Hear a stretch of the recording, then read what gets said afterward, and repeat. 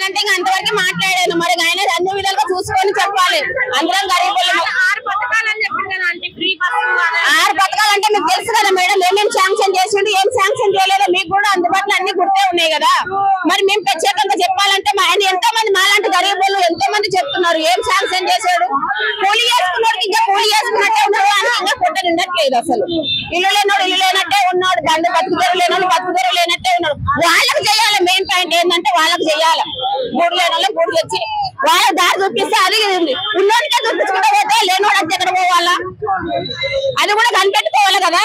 అంటే మహిళలకే ఎక్కువ ప్రాధాన్యత ఇస్తాడు. మహిళలకు ఏం ప్రార్థన చేశాడు మేడం, ఏం ప్రార్థన చేశాడు? లేనోళ్ళకు లేనట్టే పెట్టారు. పింఛన్లు అన్నారు, పింఛన్ కొంతమందికి వస్తున్నాయి కొంతమందికి రావట్లేదు. ఈ బస్సులు ఒకటే కనబడుతుంది, తగినదే కనబడుతుంది మేడం. పొతుకు గురించి పొతుకులు లేనోళ్ళు కూడా చాలా మంది ఉన్నారు. మరి వాళ్ళ పరిస్థితి ఏంటిది?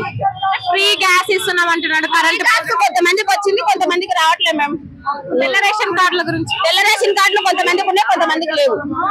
బియ్యం రేషన్ కార్డులు లేని వాళ్ళు కూడా ఉన్నారు. అయితే ఇప్పుడు ఇక్కడ జూబ్లీ హిల్స్ దాంట్లో ఎక్కువ మంది నిరుద్యోగులు రైతులు వీళ్ళు నామినేషన్లు వేసారు అంటే ఇండిపెండెంట్ గా. అంటే ఎందుకు వేసిండ్రు అంటారు? అవి ఎందుకు వేసాను అంటే ఇండిపెండెంట్ గా మాకు లేవు కాబట్టి మాకు అన్ని సౌలతుగా మాకు అందజేయాలి రేవంత్ రెడ్డి అనేది వేసారు. ఇంతకుముందుకు ఎప్పుడు కూడా ఇన్ని నామినేషన్లు ఎప్పుడు రాలేదు, ఈసారి ఫస్ట్ టైం ఇంత పెద్ద ఎత్తున నామినేషన్లు రావడం. నామినేషన్ అంటే ఆయన చేస్తాడని నమ్మకంతో వేశారు మేడం. అది చేసి నిలబెట్టుకోవడం ఆయన వృత్తి. నాకేం చేయలేదు సార్ మేడం. మేము తిరిగిన వాళ్ళకైతే నేను పొరపాటు చేసిన మాకేం మిగిలి మేము కష్టం చేసుకొని తింటాం, ఆడుకొని తింటాం. కానీ వాడు చేసింది ఏం ఫాయిదా లేదు. ఆయన బుర్ర వచ్చి తెలంగాణ వస్తే కొంచెం అమ్మ ఫాయిదా దొరికింది మాకు. వీడొచ్చి మాకేం చేయలేదు.